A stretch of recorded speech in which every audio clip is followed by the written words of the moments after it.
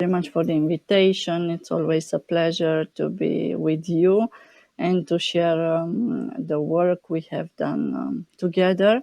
My presentation today is a bit more factual and following the objective of today's panel, or the overview of the national choices in the CAP strategic plans. I would try to present you what member states have tried to do in terms of interventions and how this links to income and competitiveness. I will start with a state of play on the CAP, and then I will go into the member state choices for the Pillar 1 measures, interventions, and then into Pillar 2, and finish with the COPA-COGECA requests and the measures taken by the Commission. I hope this works. I'm trying to change the slides. Well, okay.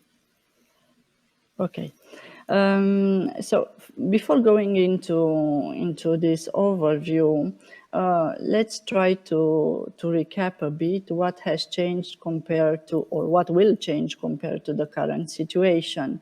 In the future CAP, we will have CAP strategic plan, which will be drafted by all member states. In addition, for Belgium, there will be 2. Which will integrate Pillar 1 sectorial interventions and Pillar 2 measures. The sectorial interventions previously were part of the Common Market Organization regulation, and now they are part of this integrated approach on the Common Agricultural Policy. We will have in the future CAP a new enhanced conditionality, meaning the greening measures which we today have in place have been put into this enhanced conditionality. There has been a new element which has been added, the social conditionality, which means that farmers will also need, and agricultural cooperatives will also need to comply with measures to respect certain directives on labor and employment conditions. There will be these eco schemes, which are the commitments which farmers and cooperatives will conduct in order to be more environmental sustainable. We will have a performance-based model. Today we have a compliance-based model. In the future, we will have objectives, interventions, and indicators, and all the 3 will be linked together. And in addition to that, there will be some specific interventions which have a minimum ring fencing. So member states would need to allocate a specific amount to those particular interventions. Where are we in the process? We are now in the process of the approval by the Commission of the CAP strategic plans, which have been submitted by the member states. For some member states, there have been some delays. For others, in their submission, and while for others, the process was a bit more timely. Now the member states are discussing with the European Commission in order to work on the final plans. So the national strategic plans are not yet approved. Now we are here in the process of the follow-up to the observation letters, and the member states, as I said, are trying to reply to some of the concerns and issues raised by the European Commission when it comes to their own drafting. Now let's go into the overview of the national choices by the member states when it comes to Pillar 1. First, I just want to refer a bit to the way we conducted this analysis together with our members. This was based on the feedback from our members, but also what we found available in the CAP strategic plans. This process was not easy because sometimes this information was in the national language. So you may understand that this is a bit of a challenge. This is the information. We started all the process in January, so this is not based on the CAP, which will be approved, the CAP strategic plans, which will be approved by the Commission. It's just based on the drafts. That therefore, I ask you to look at this data with prudence, because also some data from the member states contain some errors. The Commission has spotted these errors and has asked member states to rectify the situation. Some member states have applied transfers, some others haven't. Yeah, I would ask you to look at this as trends and not as absolute values. We will know better what the situation is once the CAP strategic plans will be finalized and approved. We will go into the eco schemes and the percentage for the period. So we worked with calculating the percentage for the whole period. And as you can see, there are some member states. It's a quite diverse panorama. There are some member states which are below the 25%. But why? We have to remember here that there is this rebate system. The rebate system does not mean that the member states will not allocate enough resources, but it means that the member states can also take into account what they already allocate when it comes to rural development, agro-environmental and climate measures, in order to reduce the allocations which they will provide for eco schemes. So it has to be the eco schemes per se have to be regarded as in conjunction with the Pillar 2 measures, and we have to have this holistic picture on Pillar 1 and Pillar 2 when we assess the environmental ambition of the CAP strategic plans.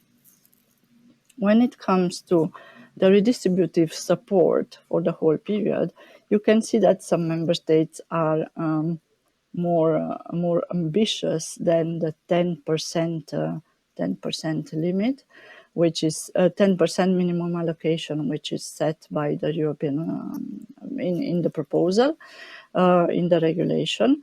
21 member states will allocate more than 10% to this objective. And other member states have decided to do this redistribution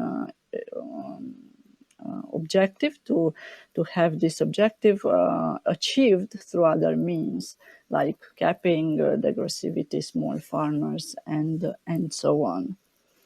When it comes to the coupled income support, here the situation stays quite stable also compared to today. And when you see that there are some member states going above the maximum allocation, this means that those member states already benefit from this derogation, and this derogation will be kept in the future. When we look at how member states will achieve the small farmers objective, it seems that only a few member states have chosen to go into this direction. This is probably also because this redistributive effect will also have some implications on the small farmer scheme. The basic income support for sustainability is last to be calculated when it comes to the overall envelope. So first, the member states needed to deduct from their overall allocation the transfers and then the sectorial interventions. And with the adjusted envelope, they have taken out all the other interventions, while leaving last the basic income support for sustainability. And here we can see that around half or more than half of the member states will be below the EU average, which we calculated to be at around 51% of the total amount. Here you have a panorama of the basic income support for sustainability per country, per hectare. This is also to be treated with prudence because of the specificities of the member states. It's just an estimation. We can see that the lowest point is somewhere around 71, while the highest is around 636 euros per hectare. This is in the case of Malta, but there we would need probably some adjustments when it comes to the data which has been provided. These two pie charts give you an indication of where Greece stands compared to the EU, and we can see that the trend for Greece is quite similar to the EU average. So Greece will allocate 25% in the case of eco schemes, around 10% for redistributive support, around 1.61% for young farmers, and well, somewhere around 12-13% for voluntary coupled support.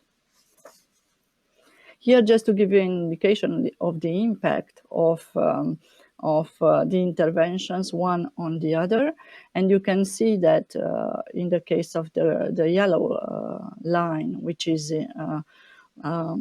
increasing first and then rather stable, so Greece has chosen to increase the amount dedicated to eco schemes from 2023 to 2025, and then follow a pretty stable trend. And this impacts, as you can see, the dark blue line, which is the basic income support for sustainability, which is going down in these 3 years.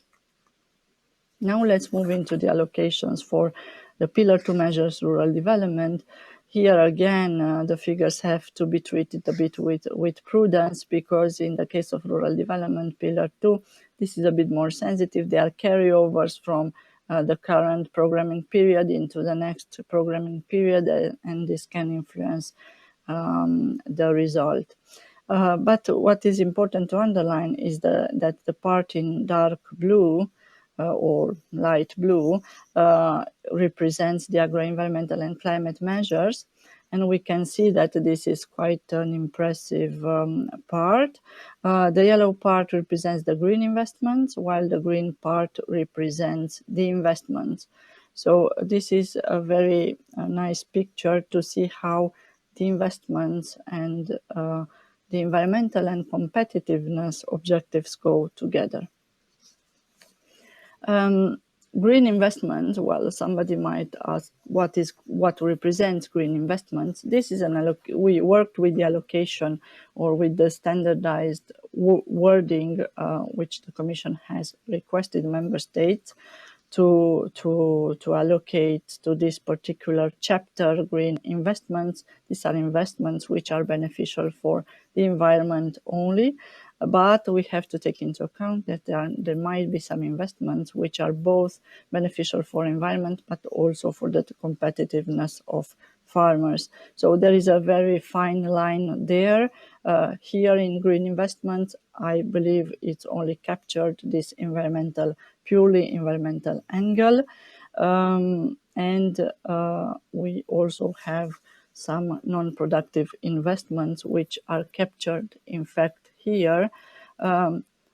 We can't think of an investment being purely dedicated to environmental objectives or purely dedicated to the competitiveness, because one can influence the other. I will now move on to the young farmers support, and here the purpose was to show a bit the allocation in Pillar 1 and Pillar 2.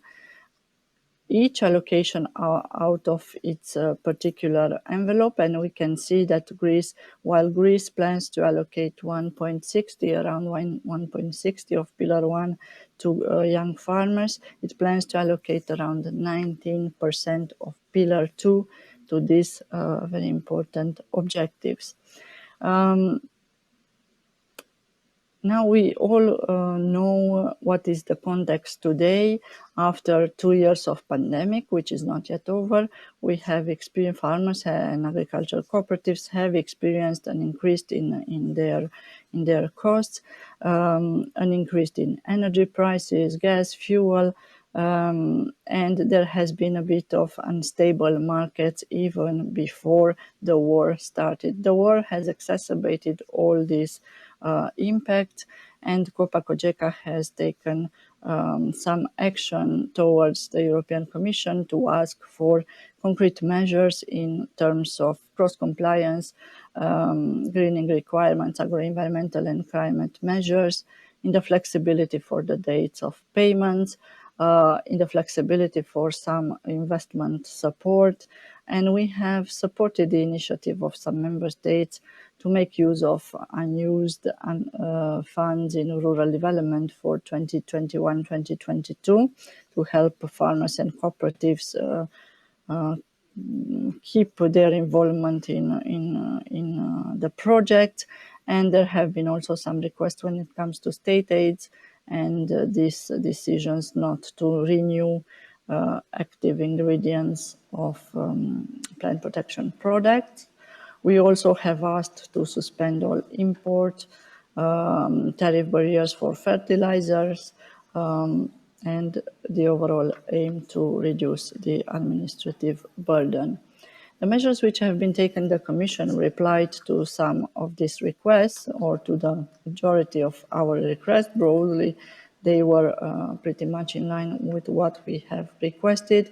And I would here like to draw a specific attention to the last. Can you please conclude your speech within 30 seconds because we are running out of time? I only have one slide left. Okay, great. Thank you very much. So the point which I wanted to make is regarding REPowerEU. REPowerEU, of course, goes to energy efficiency, can have some opportunities for, we can have some opportunities for farmers and cooperatives there, but the impact on rural development funds needs to be considered. And on long term, COPA-COGECA is looking at the next year. Farmers and agri-cooperatives need planning. They need to know what they can do in terms of the new CAP, and that is why we request to have some derogations when it comes to enhanced conditionality, eco schemes, flexibility of payments. Time is running and decisions need to be taken now. Thank you very much for your attention.